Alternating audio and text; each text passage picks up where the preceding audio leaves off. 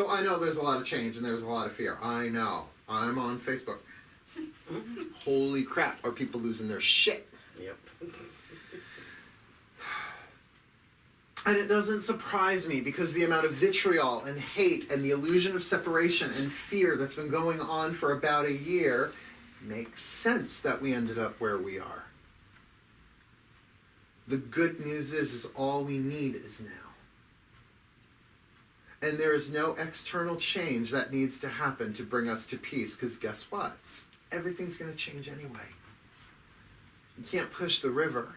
But what you can do is identify with something truer, something deeper, something that never changes. Anybody here ever studied dance? Yeah, dancer. So pirouette or a chaîné turn or traveling turns, like I used to dance. Never on a pole. You'd think for sure. I should have listened to my mother and been a male stripper. Would have made a lot of money. Probably be dead by now. I wonder what my stripper name would be. Leo. Yeah. So, what they tell you to do, because if you just try a pirouette, and by the way, fucking quadruple pirouettes are hard. Single pirouettes are hard when you first start. But what you have to do, and I'm not going to actually do one, because first of all, I'm in sneakers on a rug. That would really be bad. Let's twist an ankle and knock shit over. But what you have to do is keep your eye on a still point as you turn, and then the second you can't, you return your focus to that. That's how you stay centered. That's how you're able to whip them off. And if you really watch someone doing multiple pirouettes in slow motion, you'll see that movement of the head just whip around, that they're just trying to, and believe me, I did this for hours, just walking like this to learn how to do it. That's how they teach, the younger dancers in dance studios how to spot properly. Yeah, spotting. That's what it's called. But that's what they do. They say, okay, stand in front of the mirror, look at yourself, now turn around, and as soon as you can see yourself, snap your head around. And that takes practice and skill. Yeah. That's what spiritual practice is. Finding the still point within, that which is eternally peaceful. To constantly return focus to the core of who you are, which has never uttered a word, is beyond thought, beyond desire, beyond emotion, and beyond the body. The eternal part of you that can guide you through this world. But isn't it funny, English language, well, all language does this. Language, by definition, separates, but that we're talking about, I have to go in to find my true self as though I am separate from it. It is the false self trying to find the true self. The identities that we have made. Because if we were to peel you like an artichoke, every leaf being another layer of identity. So let's take away gender, let's take away race, let's take away political affiliation, religious affiliation, all that you've done, all that you've experienced, every past life. What would be left at the heart? The same as everybody else at their core. So this is why hatred doesn't work. Because it's self-hatred. Let that sink in. Or it'll be really annoying. This is a Margie thing. I know she didn't come up with it. But whenever you point a finger, 3 fingers are pointing back.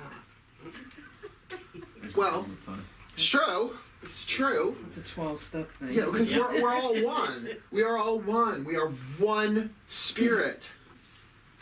That includes the people who want to truncate rights and want to do this and do that and do this and do that. Just remember, Rome fell too. Nothing in this world lasts forever. All that rises falls. At one point, the British Empire, the color that they had on the map was pink. There was pink all over the globe. Now what they got? An island. Yeah. Now that does not mean that we're not going to think. Of course we're going to think. But it is a tool. The element of air is a tool. It is a very powerful tool. It's like a laser beam. You really want to catch where you're pointing that shit. What you're focusing your mind upon, because it is true, what you think about, you bring about. It is a servant. In fact, I love this. The name of the third eye in Sanskrit is ajna. It means servant. But you see, the servant has become the master. It's a crazy, fucked up, dualistic master that can only bop back and forth between love and fear, love and fear, love and fear, and of course lots of area in between. So you might not consider impatience to be fear, but it is.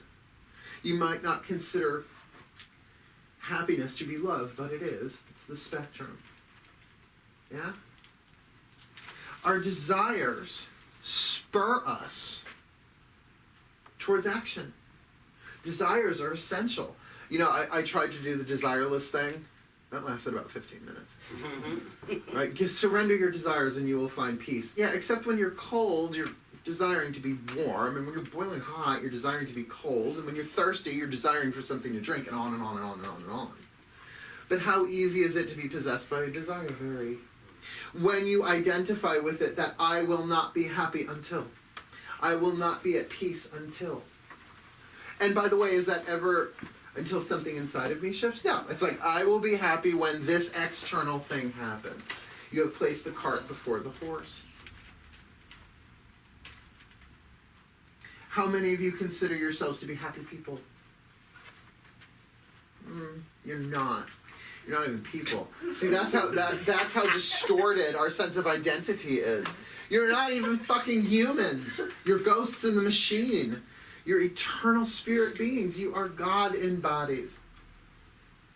The emotion is a tool, but it's the manifestation of air, your thoughts that you focused on. Chose, will, desire. Will means choose. Choice. What's your last will and testament supposed to be? It's your final choices, your final decisions. It's an element of fire thing. So, my God, do we get over-identified with these three? And then, of course, all of it comes down to being over-identified with the body. I'm thin, I'm fat, I'm tall, I'm short, I'm this, I'm that, I'm young, I'm old. No, you're not, no, you're not, no, you're not, no, you're not, no, you're not. These four elements, completely neutral. You want to cultivate peace, you go to the fifth element. We are that fifth element, and that fifth element is everything. I mean, here, the pentacle.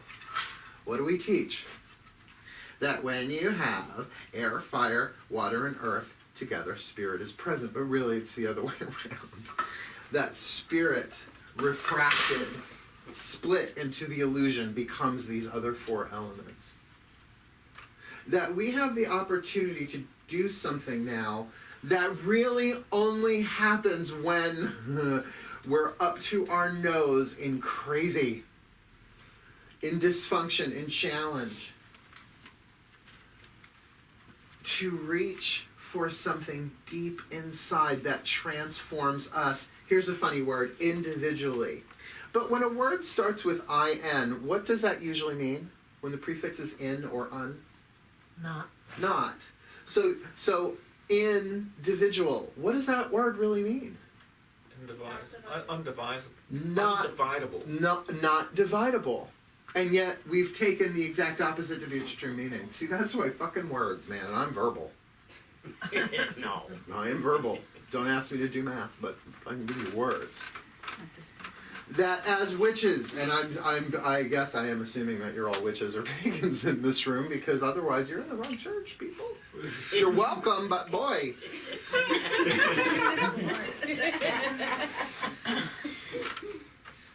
In a big way. You might want to rethink. So, that we have the opportunity Fix your GPS. to reclaim what is truly ours inside of ourselves. The truth of who you are is the witness of the air, the fire, the water, the earth. The silent witness. That's who you really are. And yes, you will intellectually grasp that first, and then of course you will decide and choose, I want to experience that, and then you'll have some emotional experiences which will of course change the physical world around you, including your own physiology. Meditation alone relaxes the body, Drops the pulse rate, drops the blood pressure pretty quickly too. It's not like you have to do it for hours before you start getting changes. It's pretty instantaneous. But if we want to see peace in the outside world, which at best is a changing peace, you want to know something though? Nature, for the most part, is at peace. Never met an angry tree. I've met some angry squirrels, but they're squirrels. What do they care? They were just nuts. That we have the opportunity to root ourselves in true being, the truth of our being. And you would say, well, Mark, that's very nice for me and you, but what about the rest of the world? You're offering something from the inside out. Eckhart Tolle has been a huge lifesaver for me this year. Look, I read The Power of Now back in the early new millennia, like 2000, 2001, whenever that book came out.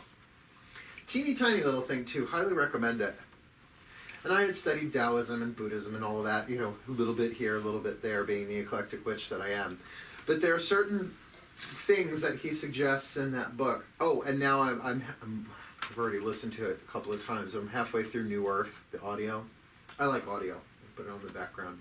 It gets in there. But he calls this spirit that we are presence.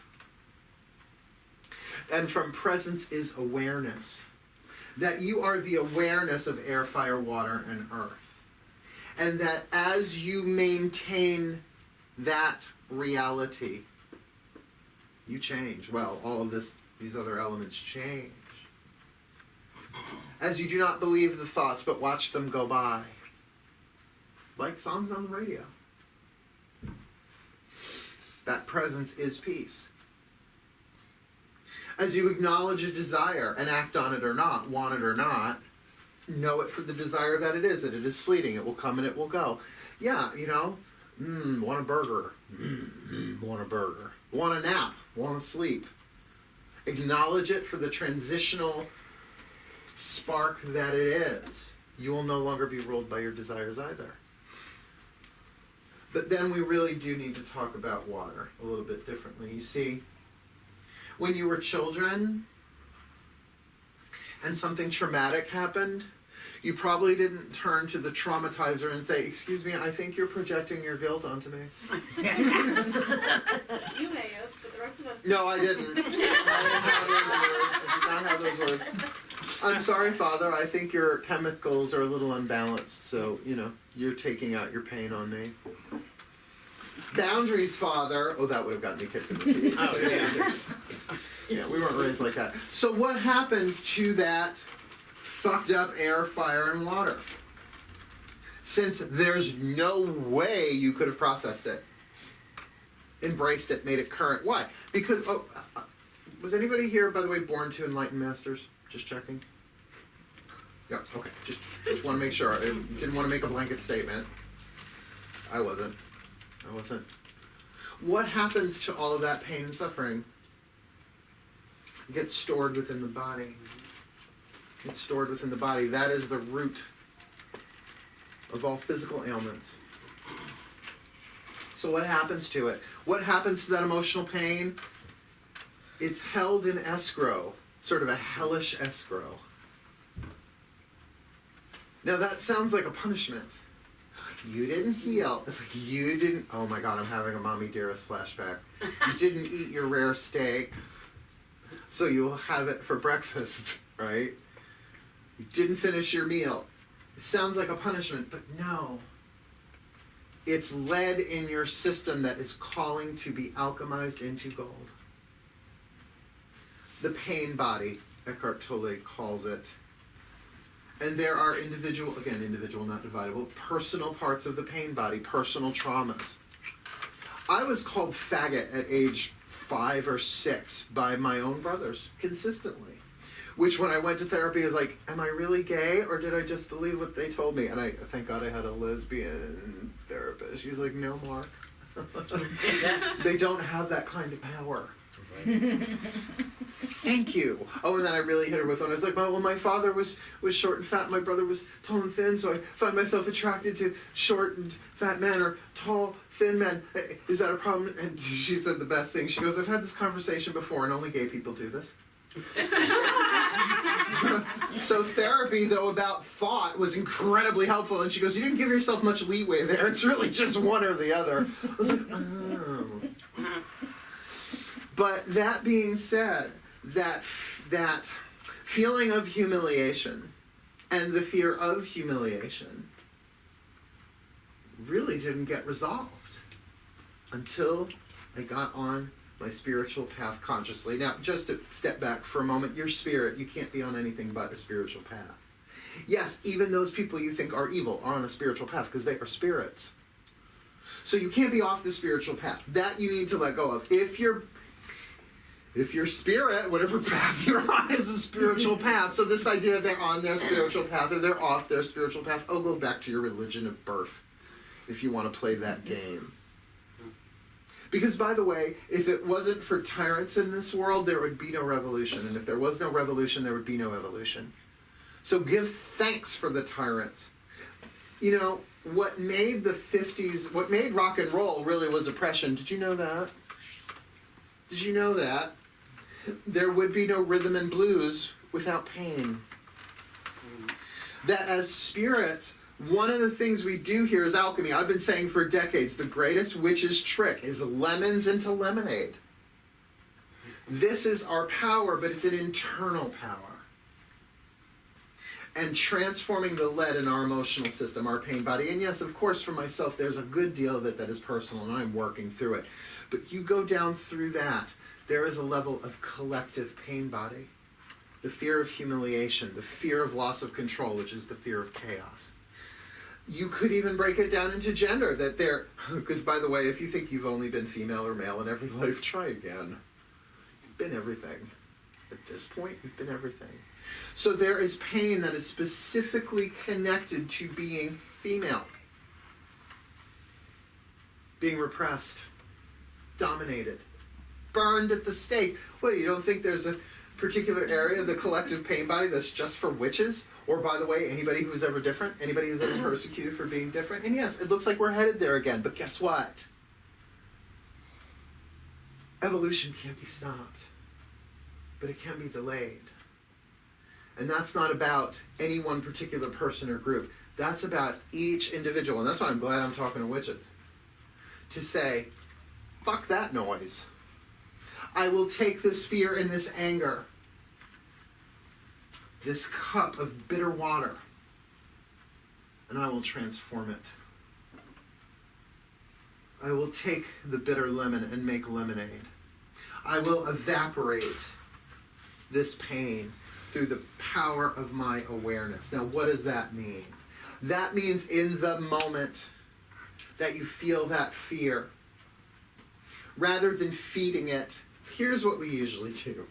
We usually either repress it, which, by the way, if you're blaming anybody for anything, you've repressed it. Because what is repressed must be projected. It's just psychological law. All right? So if you're repressing your fears and not dealing with it, you will make others the problem. The Course in Miracles says you place the problem beyond where you can do anything about it. Instead, to allow it to be without thinking about it, just being. Crying babies. You know, I haven't had a lot of crying babies. I don't have kids. I don't plan to. I've never changed a diaper. I want a medal for that shit. I have never changed a diaper, adult or child. Thank God I never plan on doing it. It's not in my contract this time. This time. Well, hopefully this is my last time. Probably because I was such a whore. I've been pregnant so many times in other lives that I didn't have to do it this time. I have kids at least. By the way, I've never gotten paid for sex. Just saying. That's the definition of a whore. You got paid for it, and dinner doesn't count. But so you've got a crying baby. We had a little exorcist head spinning around. And you've changed the diaper, and you've given it food, and you've made sure it's warm, and it's just freaking out. What do? You Let it walk freak away and out. laugh at something. You let it freak out. You let it freak out. Now internalize that. You know, I know too much about Jungian psychology and archetypes and all that stuff now to really ignore this, but a lot of what this world is going through is fear for our safety. That's the child archetype. And no one in this world gets away without being a child. Anybody here born an adult? Just checking again. Some I love- Capricorns. Well, they're born old and they grow young, but still, babies. Like that, nobody came out of the womb 45. That would have been some fucking delivery. You need the jaws of life for that one. No, so that fear for our own safety is based on a thought that we focused on that became an emotion and locked into the body. So as that fear rises, you want to cultivate peace, you allow it to be and you witness it without thinking about it, without analyzing it, without allowing it to possess. Because if you don't repress it and you don't deal with it, if you don't allow it to be, then it possesses you. I see it happen in myself mostly, but then again, anybody else around me over the past 10 lifetimes, whatever. That fear is like a demon, a parasite. It comes around and latches into your brain and just runs the mind, runs the mind, runs the mind, runs the mind, runs the mind. Feeding until it's full, and then it backs away. And here's another question that I love asking these questions. Have you ever said or done something out of fear or anger that you later regretted? I don't. Oh, never. Yeah, no, that's exactly the And what do you say? I don't know what came over me. I don't know what came over me. One moment, it was Mary Poppins. The next, it was The Exorcist. I don't know what happened. Great analogy. I don't know what happened. One minute it was spoonful of sugar. The next it was pea soup. I don't know what happened. And then back to a spoonful of sugar. Yeah. That the pain took over. But here's the beauty of it. Oh, I have to tell you this. Have any of you ever been in the Sahara Desert? Probably not in this life, right? Okay. I want you to imagine a caravan of camels. Well, with people on them. Not just like camels. Just a pack of cigarette taking a stroll in the desert. You know, camels, right? And caravans and, you know, nomads that come on in. We're doing Sunday service. You can come in.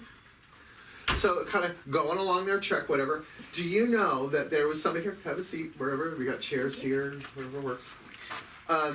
That when the camels would poop, they would snatch that shit up, literally, snatch that shit up. They would snatch that camel shit up, they would dry it out, carry it with them. What a shitty job, right? And then at night when they started a fire, they would throw it on the fire. Well, because think about it, what is a camel eating? Burritos? There were no burritos in the Sahara. What do camels eat? Grass. So they would throw it on the fire, and the fire would burn brighter. That's what the pain body is for.